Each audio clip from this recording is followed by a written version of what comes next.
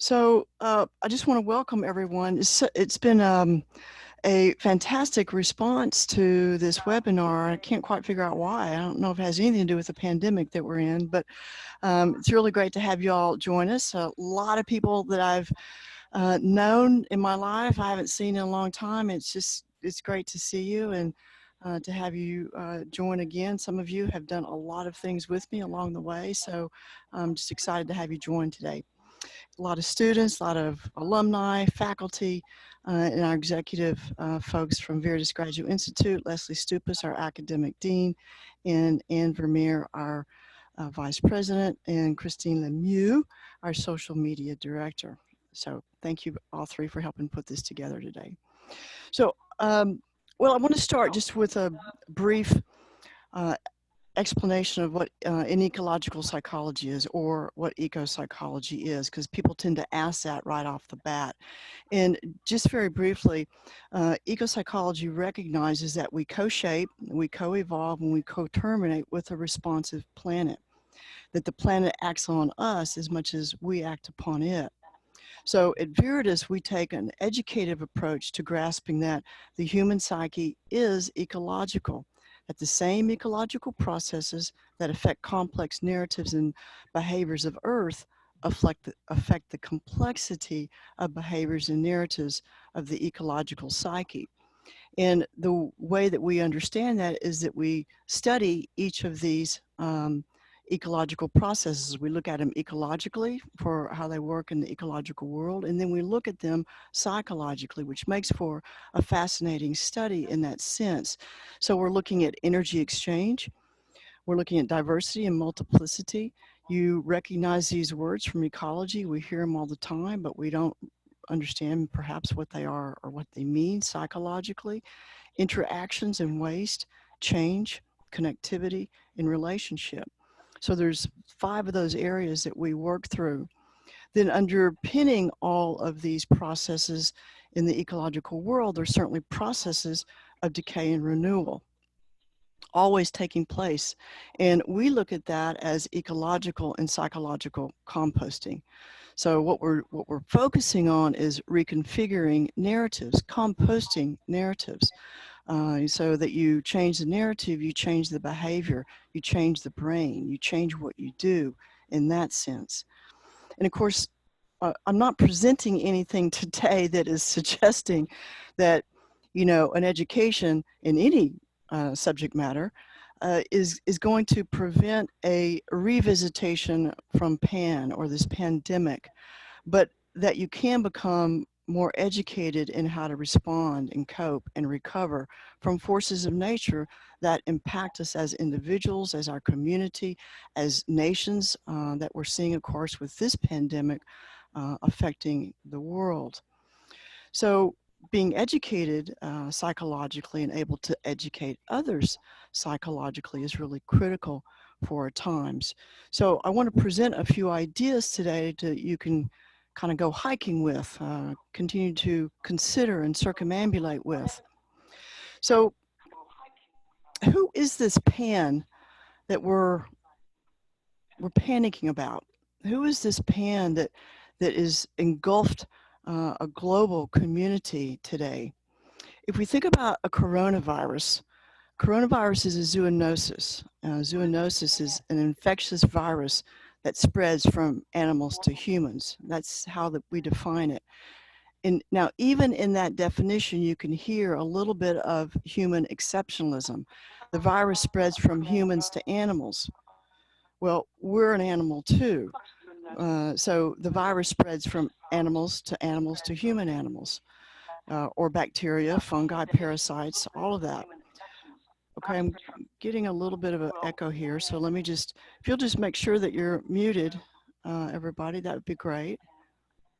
Thank you. It's very helpful.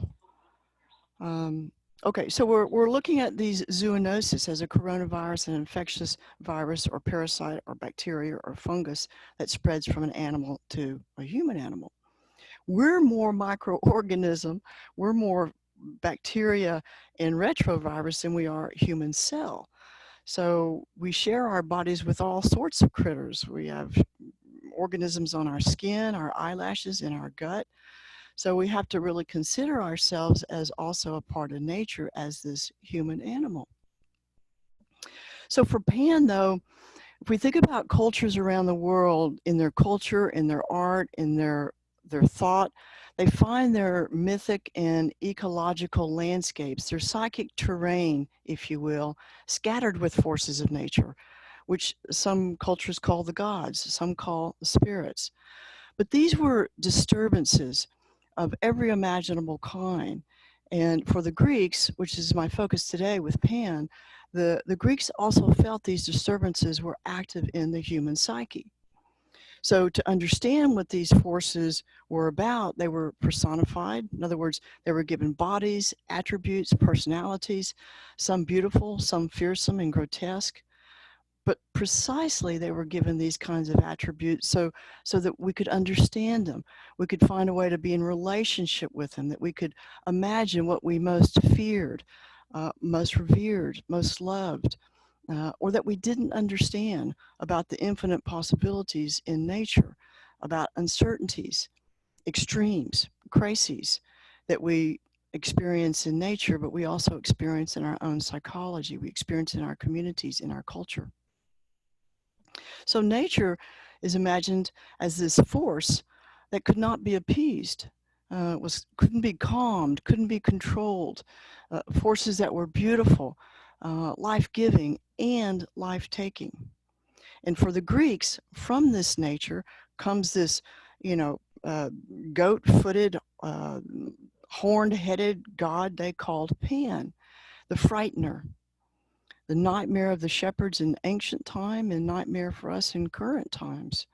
So our word pandemic comes from a combination of words from pandemos, from pan meaning all, and demos meaning people, which is where we get our word democracy from, and a lot of other words spinning off of demos.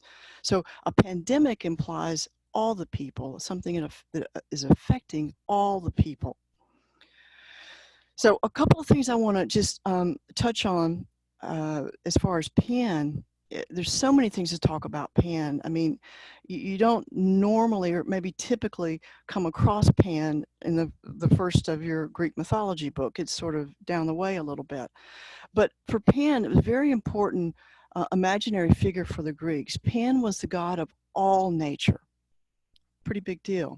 All nature, all things ecological, wild, wondrous, terrifying, all things of life and death. So we understand from this Pan, from this force of nature, that nature is responsive, meaning we affect and are affected by this responsive planet, by this force we call Pan. And what narratives and practices we enact on Earth, we enact on Pan, we're going to activate a response. So Pan, for the Greeks, was depicted as this part animal, or this goat bottom, and part human, had a sort of a human top, but his head was a little horny. He had horns up here and all kinds of hair things going on. So he was part animal and part human, which, if you can imagine, terrified his mother when he was born. And she kind of tossed him out. But his father, Hermes, scooped him up and said, "Wow, what a handsome lad." Took him up to Olympus, shared him with the pantheon where all the gods could accept him, and that's where he gets his name, Pan.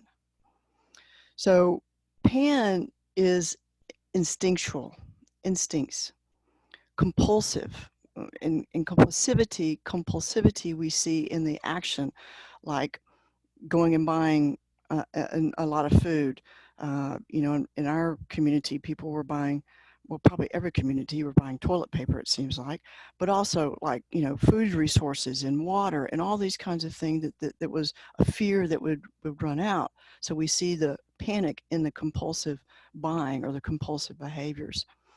Pan is of the senses, not civilized, not domesticated, but cultural too. Enwrapped in animal skins, of the wilderness, haunted the mountains, hills, caves, valleys. He was unruly, not controllable. So already we see the zoonotic connection in the body of this pan animal, animal human, right? There's that zoonotic connection already there.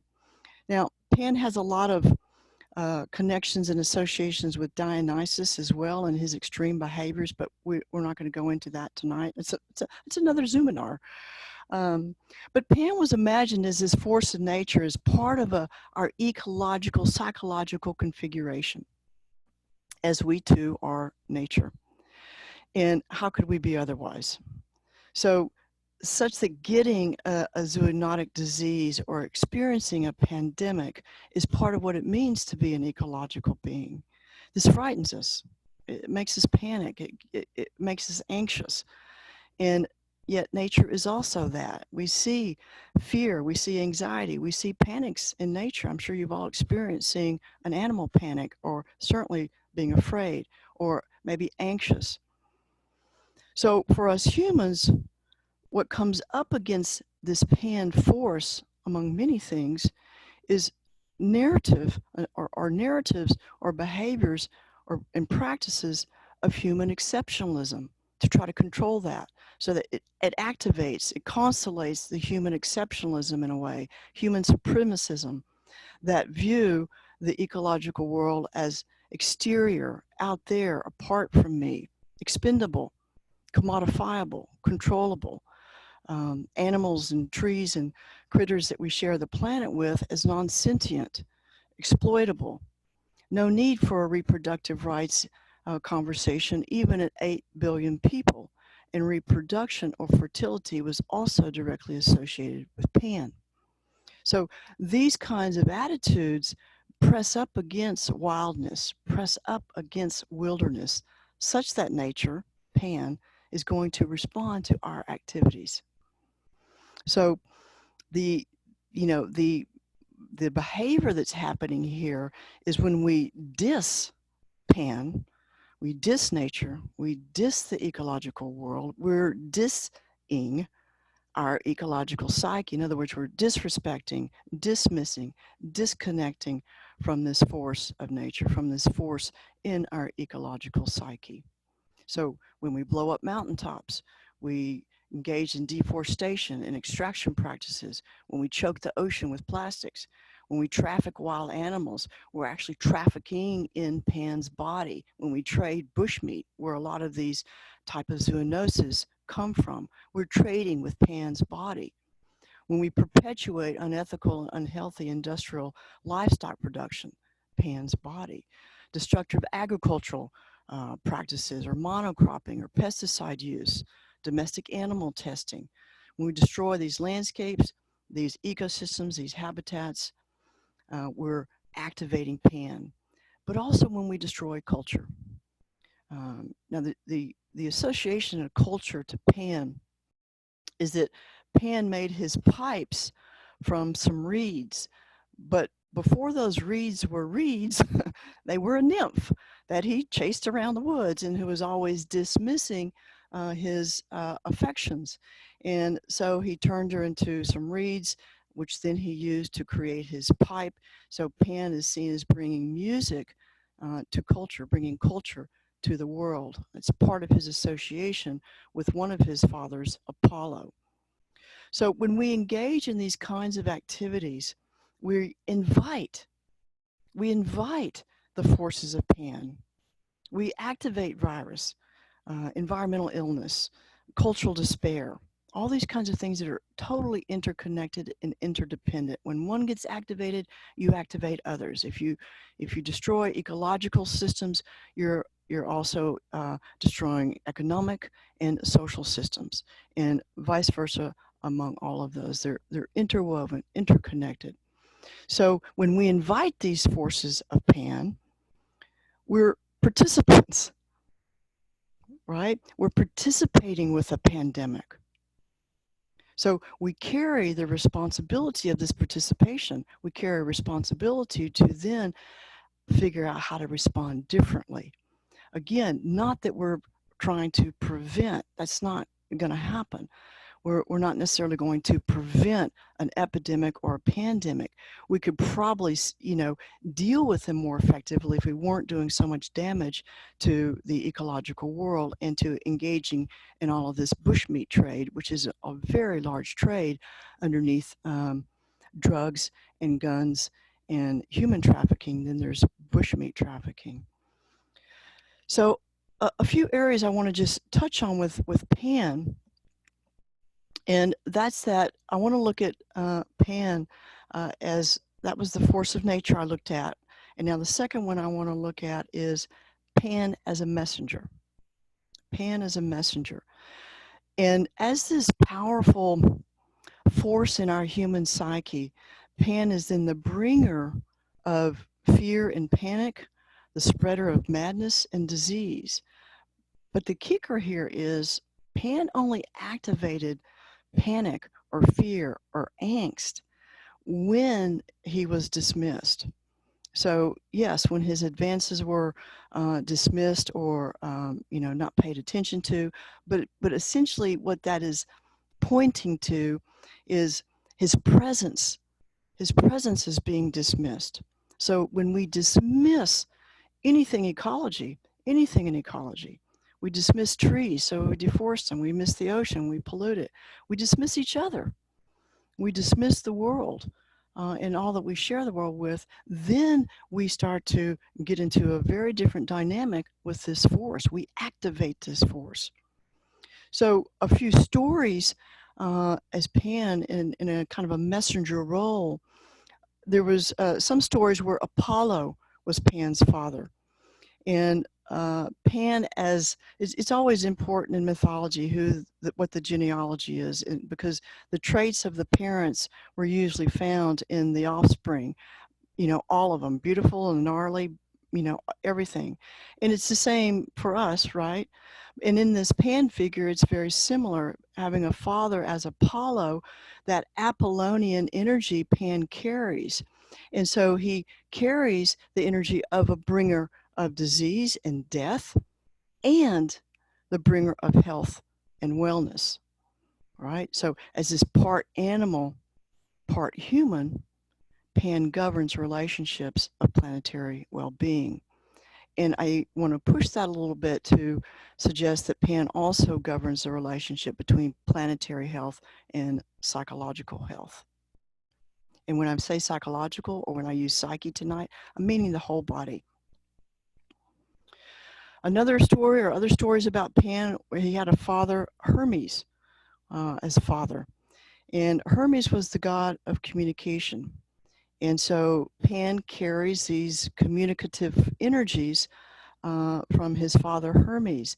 The interesting thing about Hermes is that he was the communicator of truths as much as he was of mistruths or false truth or lies, if you will, misinformation. And if you think about what we're dealing with, certainly as an American culture, with sort of this contagion from these news spillovers of conspiracies and denials and non-facts, those too are part of a pandemic. Those too are part of Pan from his association with Hermes. You'll get both the facts and you'll get misinformation. So really discerning out those two and ferreting out where your news sources come from is a part of when you're trying to understand a pandemic. So Pan carries these contrary communicative energies, and they matter. They matter in life and death. If you give someone false information about a medicine, for example, and they try it, they may not survive it. So panicky fear, panicky anxiety leads to angst, that the gods of angst, those deep unsettlement, deep unsettlement and angst, or dread, the terror of unknowns that can easily shape our ecological, psychological landscapes. So Pan communicates many things in all of these facets. And for us tonight, the necessity, I think, also as a communicator is requiring a few things of us to consider. And the first one is, how might we, in our response to Pan, were he to question us about what the heck are we doing to this world, this only planet that we call home, we might be able to respond a little bit more from a little bit more educative perspective, in the sense, well, there's a few things we can do with that. We can start to compost these dangerous and destructive binary optics. And what I mean by that is toxic narratives of exceptionalism and supremacism that reinforce these Cartesian splits that are, came out of the 16th century, but they're still operative in our world, in our thinking. They're still operative in the academy in a lot of ways as well, in our textbooks. So composting these narratives of exceptionalism and supremacism, meaning the idea that psychology, or the psyche, the ecological psyche, is only in here. It's confined in here. The phenomena is confined to an internal individual psyche. And Earth is external, out there, unrelatable. So these narratives carry the nature human, nature culture, and many, many other dichotomies along with them. So when you're coming from that particular narrative, then Pan has no meaning for you. The ecological world has no meaning for you. It's something out there. So a rapidly heating up planet, for example, is something external, to be isolated and ignored or hubristically controlled. So supremacism, or human exceptionalism, sets apart the suffering happening with Earth. Life is far away, external to the rest of us humans.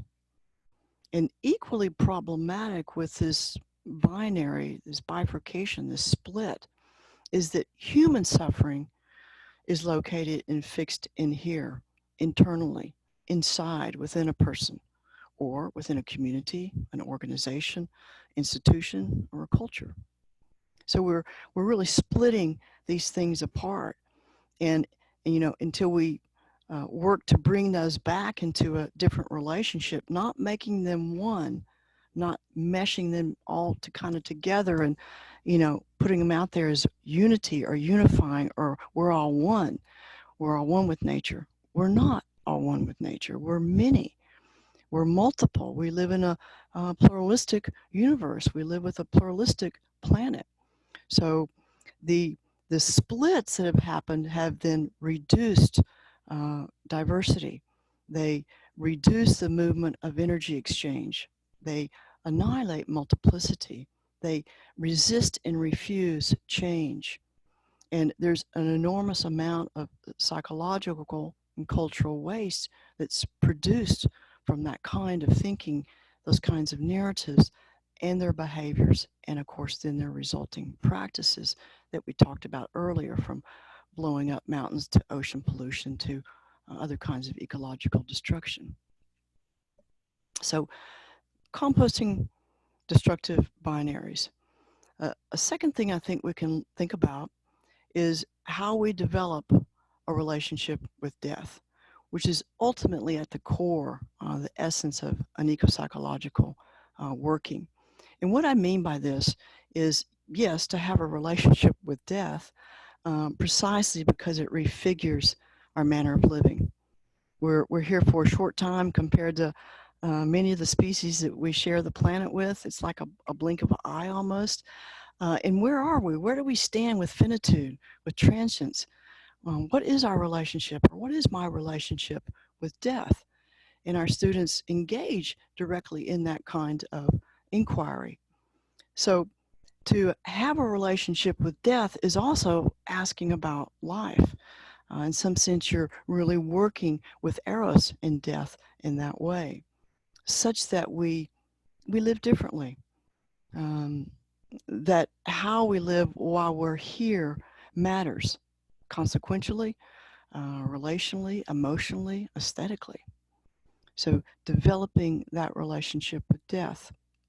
Now, one way to do this, through working ecopsychologically, is to embrace or engage in this decay and renewal process that I mentioned earlier, this psychological composting. And That's the breaking down, decomposing old narratives and their disparaging practices that no longer serve the culture or a community or the world, nor that maybe no longer serve your ecological psyche. So the psychological composting really helps us understand how we can articulate what we mean by interdependence. So we're not trying to manage panic or fear or angst, but we're endeavoring to develop and maintain. Now, that's another beautiful word. Maintain etymologically has to do with the hands. So, having a hands on or hand holding or holding in your hands or taking care with our relationship with nature, maintaining ethics of care in our relationship with each other as well. So, as a messenger, this pandemic is an urgent uh, message to respond, for us to respond differently and with difference. And what I mean by that is that we do things differently and we do different things. So retooling our manufacturing, rethinking our products, obviously getting everyone up to speed on technology, all these kinds of things that we have seen collapsing. Now, collapse is also a part of PAN. Through fear and um, panic, we see systems collapse. Ecosystems can collapse from a reaction or response to not only a natural disturbance or a huge disruption or rupture, but psychologically we can do the same. Culturally, we can do the same. And we're seeing that right now. Some of our large institutions on the verge of collapsing, like these meat packing industry and these kinds of things. I doubt that they will, but it might at least force them to think about their practices, we hope. So how we respond is one way to think about PAN as a messenger. And then how to reconfigure who we are as humans, reconfigure narratives and their despoliating practices toward each other and toward the planet. And I keep saying, toward each other and toward the planet because I don't see those as distinctive. How we treat each other very often is how we treat the planet. How we treat ourselves very often is how we treat the planet, and those can be in very disparaging ways. So how we do this work, then how we learn to respond and reconfigure and compost and engage in these processes, and they are processes, they take time, is an entire study of ecopsychology, if you will. But I want to look at a little bit of that tonight with you. So a response or a reconfiguration, for example, tonight or in this instance, we can think about establishing maybe a different relationship with pan or panic. So I'm going to kind of try to work through these deeper roots of panic as an example. I'll give you an example of how this works, hoping to give you a sense of maybe the beginnings of forming a relationship with death. Now, psychological composting is it's a metaphorical death. You learn how to break down and decompose narratives. It's not an easy process, and it has the same kind of, you know, uh, mortificatio, the putreficatio, the stinking, rotting, decaying aspects to it that you often feel in your body when you're breaking a narrative down. So it's difficult, challenging work in that sense. But it as composting does ecologically, psychologically composting opens, it renews, it offers opportunity for a new idea, a new image, a new way of being, a new opportunity for a different kind of relationship, new attitudes, new ways of being in the world in that sense. Right? Yeah. Deep breath. Everybody with me? Are you okay? Right. I don't want to go too fast here. So, what I thought I would do is I mean, I'm going to work a little bit more psychologically tonight, but I want to use one of my favorite examples of working through panic. And because we do this work a lot in ecopsychology, it's one of my favorite examples. What I need you to know, though, is that the example I'm going to go through is very condensed. It's from journaling activities that students do, over a semester or over 3/4, 30 weeks. And it's an entire process of, anywhere from 60 to 100 questions. So I've distilled them down to maybe a dozen, but I think that you'll be able to follow me through in sort of the leaps that are being made a little bit in how we work through here.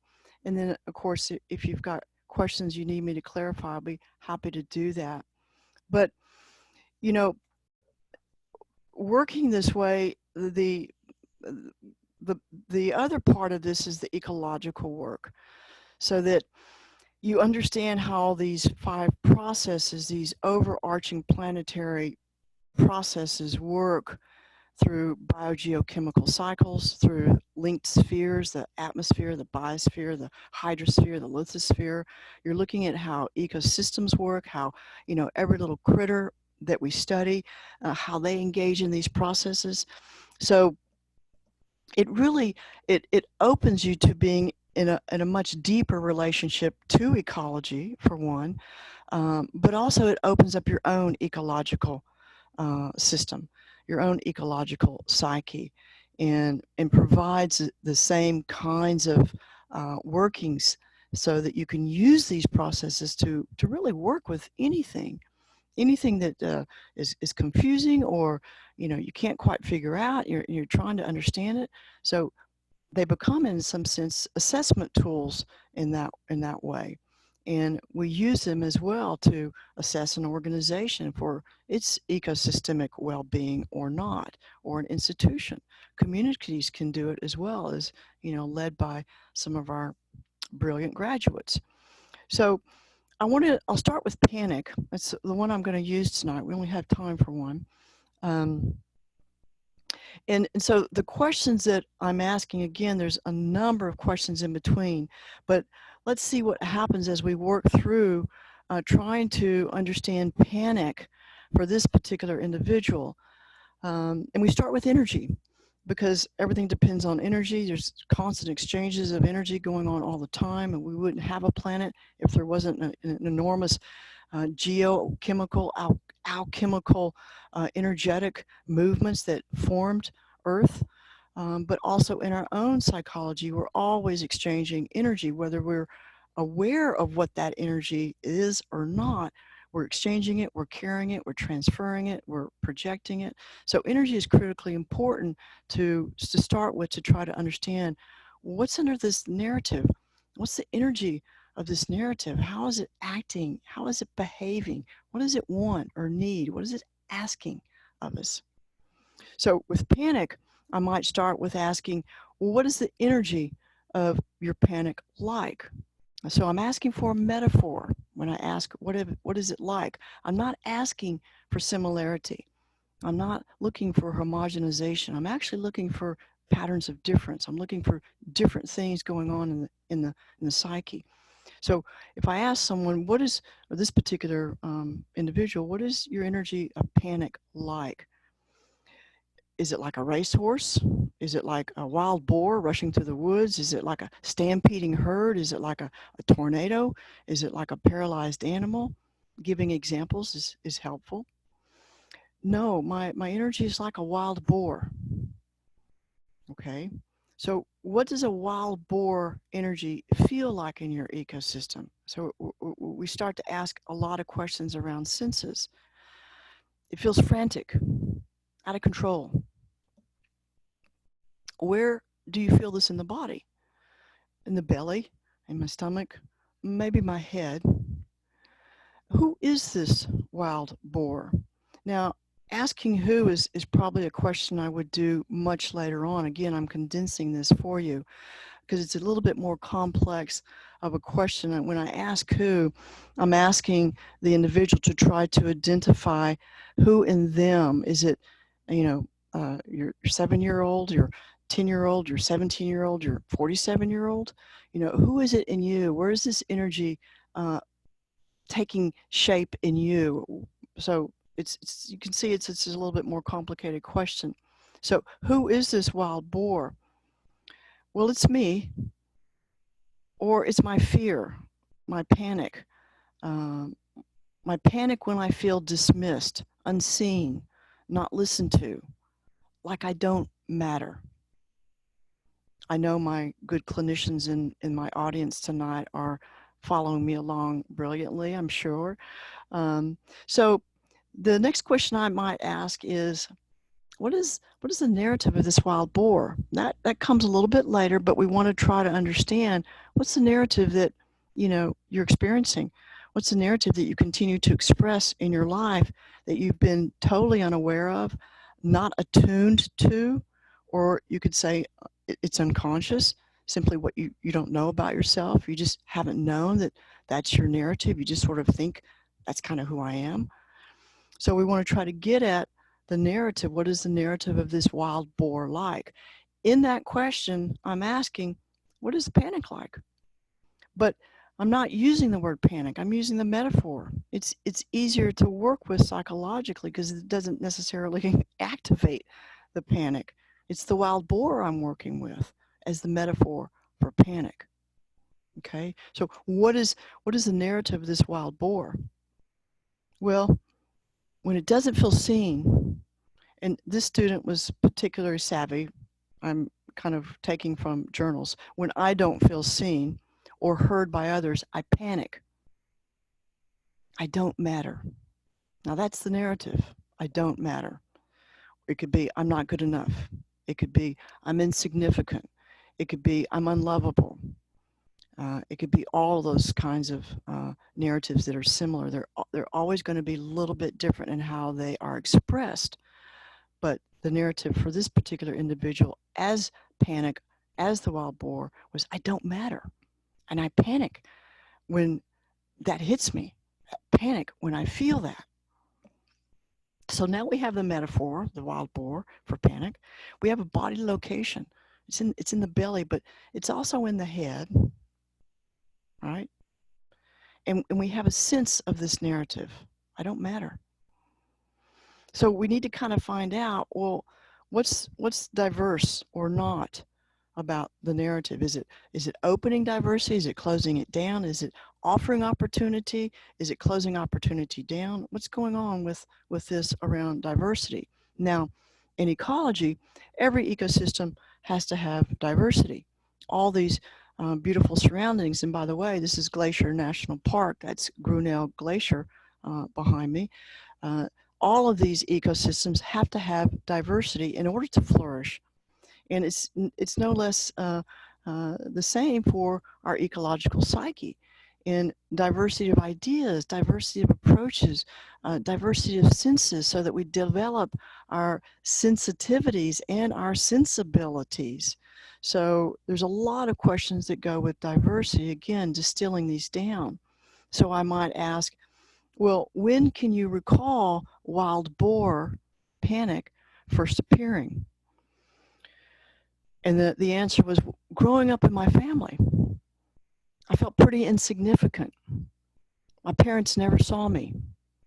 I would get so scared that they would never see me and go into a panic, just a rage. Maybe I was 5 or 6. How did boar act when you first felt unseen?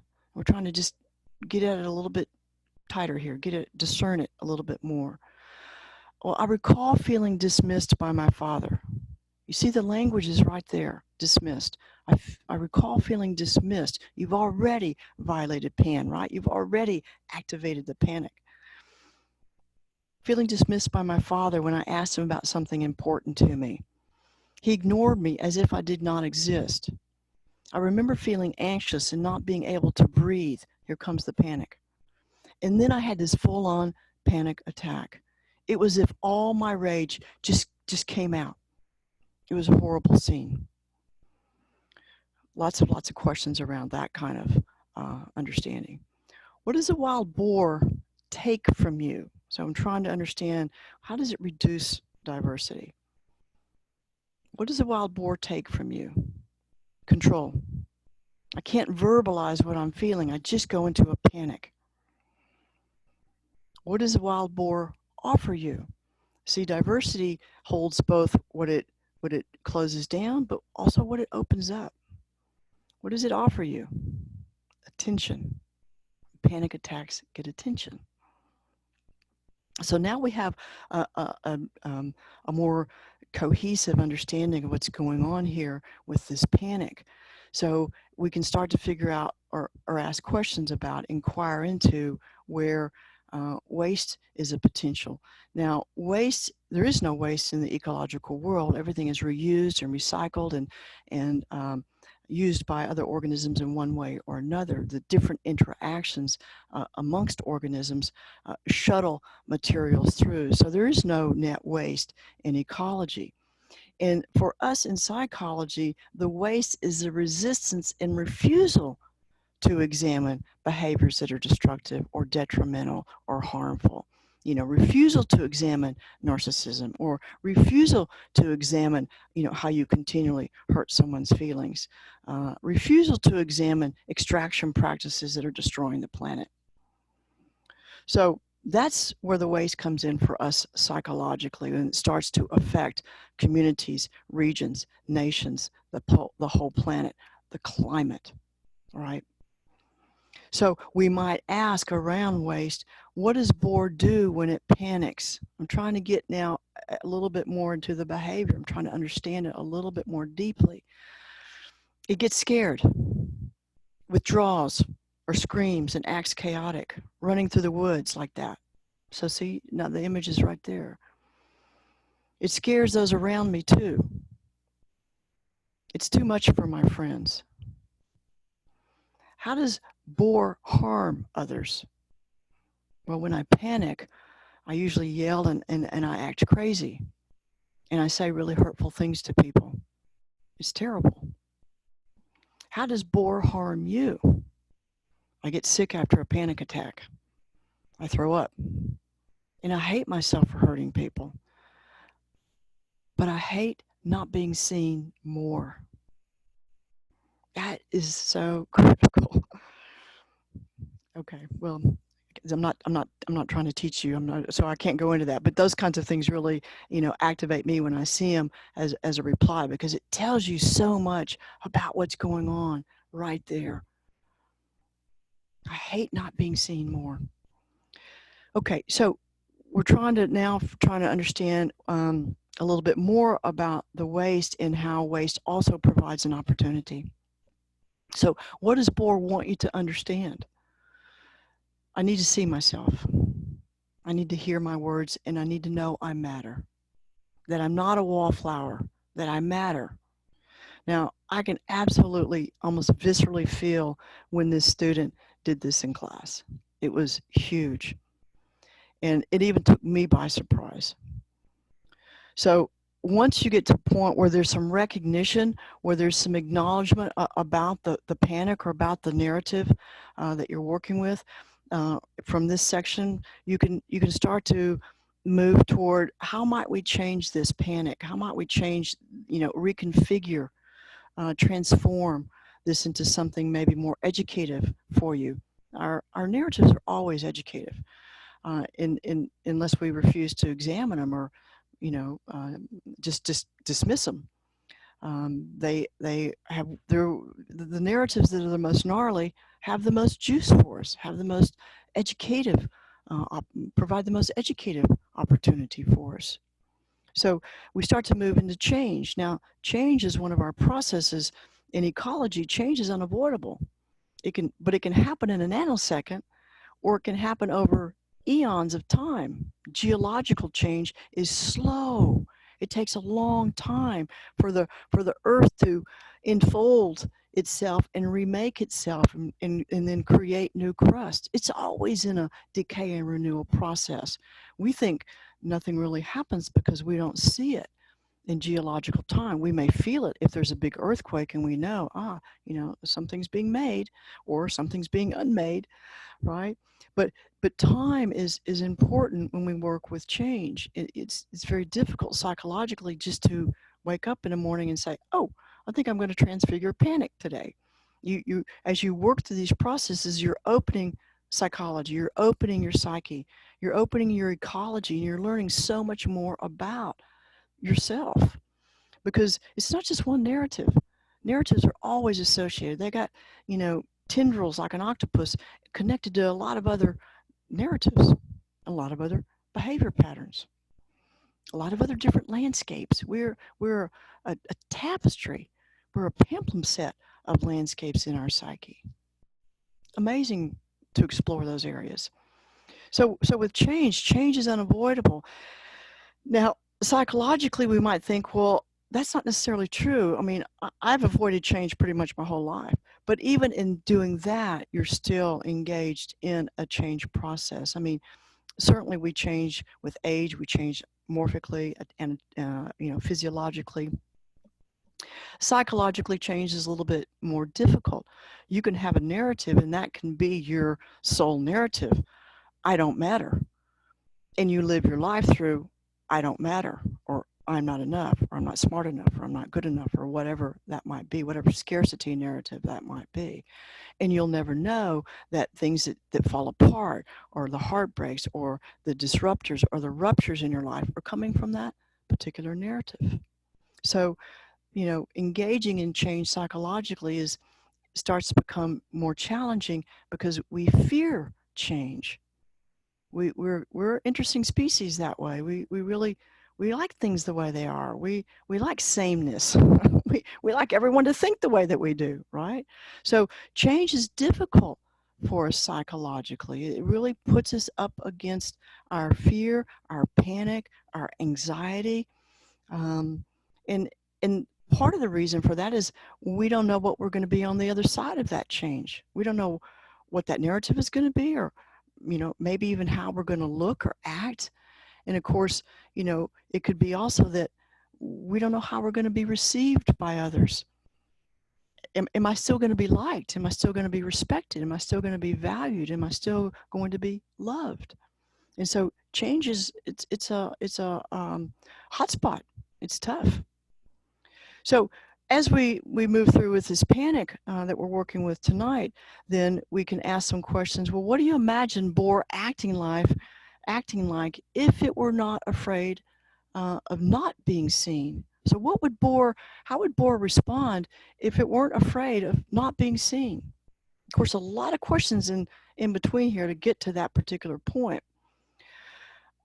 Not so wild, not so chaotic, more calm, maybe more like a pig.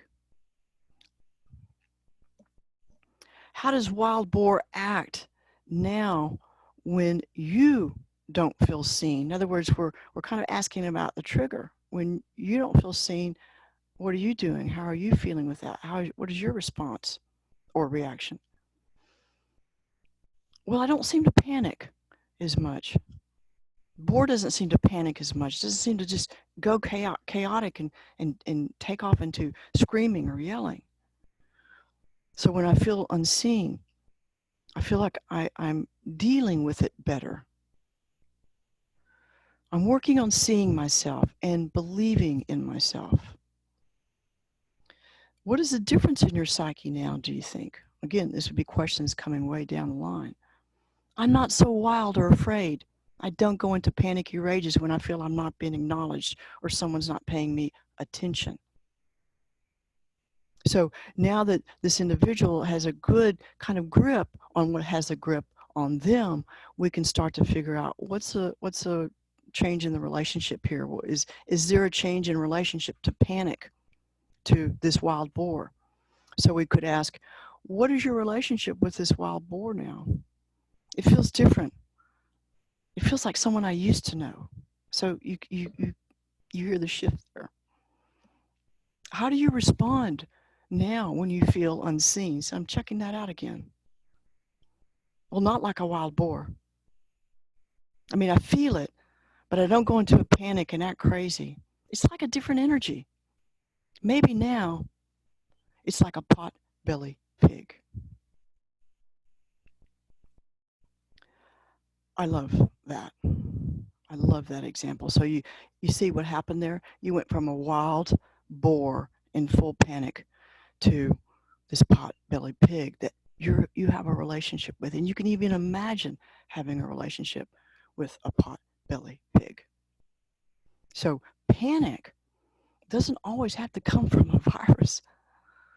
It doesn't have to come, from a disease. It can come from the ecological psyche as a narrative, and that's why it causes so much angst and anxiety. But it's unpredictable in some sense. Just, quite briefly, there was, I'm not going to walk through this, but just, to put it into the framing of a disease, I had a student whose father was ill during the whole semester. I didn't know that until much later, but I could see the anxiety and panic every time her cell phone would ring. Of course, I'm not supposed to have cell phones in class, but I knew something was up because she always had hers. And so when I talked to her, I figured out that she told me that's what was going on. But because every time the cell phone rang, the student was afraid that they were going to get a call that the father had passed. And they lived on the other side of the world. Well, on the other side of the world, the father lived in China.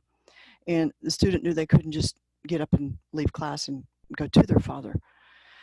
And sure enough, before the end of the semester, the father died. And students do presentations in some of my classes, and the presentation used these processes to not only process the panic, but process the grief that was felt from the panic of that loss. So, I mean, in that sense, we have so many opportunities when we learn how to work psychologically with these ecological processes. And, I think to sort of just leave you with an overarching idea that when we think about ecological psychology, or that we have an ecological psyche, and how we can really reconfigure these narratives and their behaviors and their practices. You change the narrative, you change their behavior, you're changing the brain, you're changing chemical responses, you're changing a lot of things going on in the body, and you change what you do. You do things differently, and you do different things. So what's at stake, I think, here, when we're dealing with a pandemic, what's at stake is being in relationship with these natural forces. Was in ancient time, and still is, nothing less than being in relationship with life and death, ecological and psychological livability, liveliness, um, flourishing, if you will, right?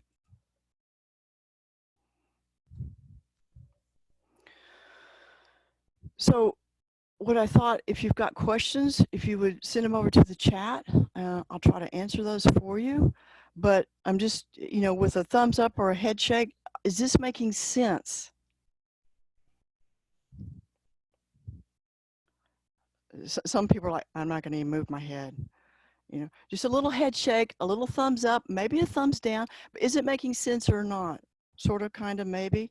It's so see, it's a very different way of thinking about being in the world, considering ourselves as an ecological organism, eradicating that human exceptionalism and supremacism in that sense, right? Okay, so I mentioned rage and panic. So how are rage and panic associated? Probably through the behavior. I mean, rage can be activated from a lot of things, not necessarily from panic. Rage can be activated from a violation of values, or a violation of the body, or something that goes against your sense of community or democracy or relationality. So rage can come from a lot of different places, as well as how it can come from panic. Panic is that sense of, again, I related it to angst, that, uncertainties, unknowns, that frenzied manner of behavior. When you go into a panic, you can't necessarily always think straight, or, make a plan or strategize. In the myths, we don't ever see Athena and Pan in the same story. Athena was the goddess of strategy, of thinking. We just didn't even see them in the same story. So that's always interesting too when you think about it in that way.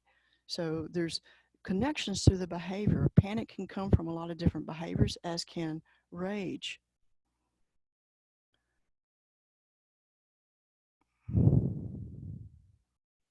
Okay, so can I reiterate how one can tame the boar so that it becomes a pot-bellied pig? We're not taming it. That's domesticating it. We're trying to get in relationship with it. So as you go through, all of the process of inquiry in ecopsychology, when you're really engaged with it and committed to changing a narrative, to reconfiguring it, you allow it to open to you. You engage with it. You inquire into it, so that you're not trying to tame anything. You're trying to establish a relationship with it, so that you have a deeper understanding to it. See, if you were just going to try to tame it, you would be trying to manage it, right? So we're not trying to tame it in that sense. Um,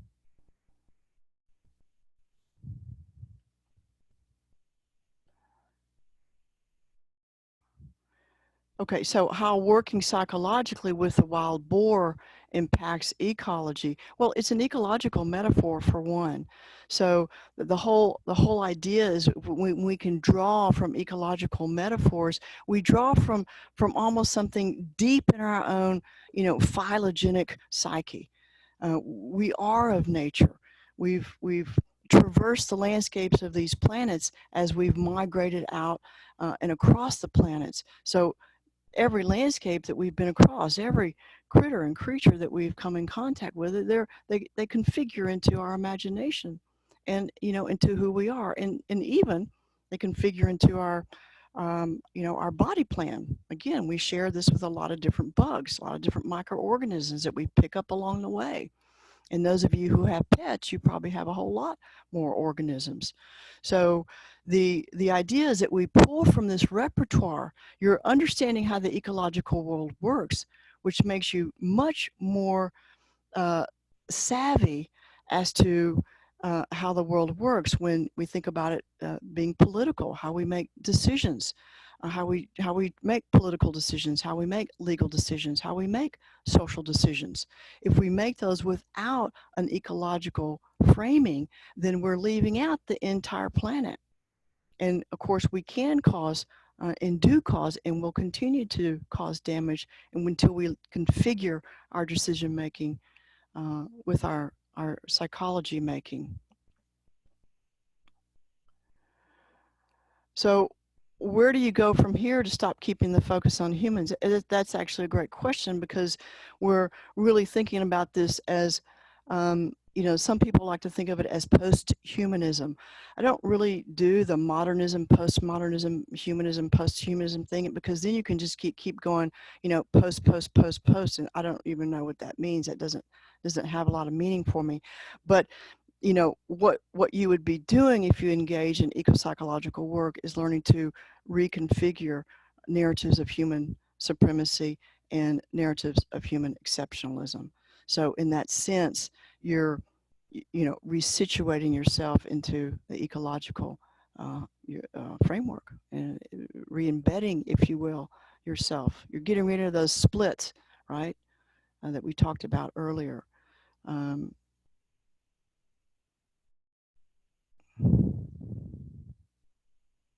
Yes, there is a transformation in the relationship and how the person relates to themselves as a wild boar, and then how they relate to themselves as the pot-bellied pig. Very good.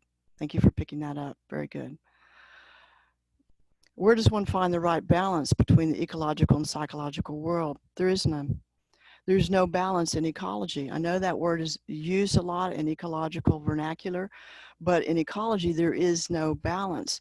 There's always a flux and flow. There's always a movement and exchange of energies. So balance isn't really used anymore in the newer ecological textbooks because it's just not there. So what's important is that balance seems to be important for us human critters, right? We want balance in our life. And I think in, the way that we work that, everybody has to kind of find their way of being in harmony with themselves, with others, and with the world that they live with, that they share with. And I think that's absolutely possible to find those places where you harmonize. Doesn't necessarily mean you're going to stay there, but you can certainly find those places. Great questions. So I have just a question here. Catherine, are you there? Catherine Rossi.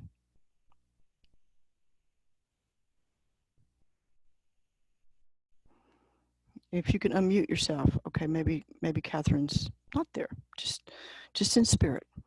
Okay, so I won't put her on the spot then. Okay. So let me unmute you, Catherine. I just wondered. Okay. There you are. If you had any thoughts. Oh, I think it's really fantastic. Is my picture? Nope, don't see your. Yeah. I guess you got to make an imagination of who I am. I'm technically challenged today. Okay. Sorry about that. I think it's really empowering and enlightening to this whole concept of pan and what is pan, and in what are you individually as part of all. So I'm finding it really interesting to just contemplate that. Okay, thank you. And I think you're marvelous, Lori. I'm sure everyone else does too. Catherine, thank you. You can mute yourself now. Like you're. Okay. All right. Well, thank you for that. Catherine and Ernest Rossi, I don't know if you all are familiar. Some of you are because you've done workshops with the Rossis and myself years ago, but really on the forefront of a lot of this heuristic thinking with brain and what happens with the brain when we do transform these narratives. So I wanted to give Catherine a chance to say something there. Okay, so really we're almost out of time tonight. So if I don't see any more questions coming through the chat. And let's see, I was looking for, which I don't see, so I won't put her on the spot either. All right, so that's what we do at Ecopsychology. And Anne, if you want to close up for us tonight, thank you. Great, Lori, thanks. And thanks everybody for participating in this webinar. I wanted to point to a couple of things. In addition to our fall enrollment in our Masters of Art and Doctor of Art program, we have a 5-week introduction to ecopsychology this summer that begins on June 22nd through the 13th. We also have a 9-month ecopsychology intensive beginning in September. So if you'd like to learn more about these, please visit www.veritas.edu. And there is one more way that you can find out more about all of our degree and non-degree programs, and that is on June 15th. There will be an informational session about Veritas, degree programs, non-degree programs, everything you want to know about distance education. So feel free to check in with us for the informational session on the 15th. Thanks for your participation. Thanks, everybody. Just before we go, Leslie, any thoughts from you or comments? No, I just want to thank everybody for being here. I just think it's so important to address the fact that we are having such varied responses to this pandemic and to what's going on. And I think, Laura, your ability to help us not stay stuck inside and focused on ourselves, but to understand how multiplicitous we are and how much we are in relationship to what is going on, I think is actually very helpful. So thank you very much. And thanks everybody for being here. Thank you, everybody, for being here. Any questions, email me or contact the Institute, and we'll make sure you're answered. Thank you. Have a great rest of your evening with your pot-belly pig.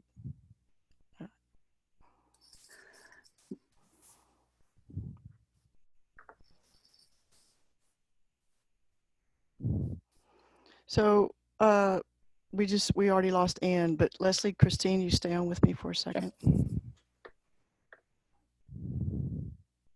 Yeah, and probably stop recording too. Yep. Thank you.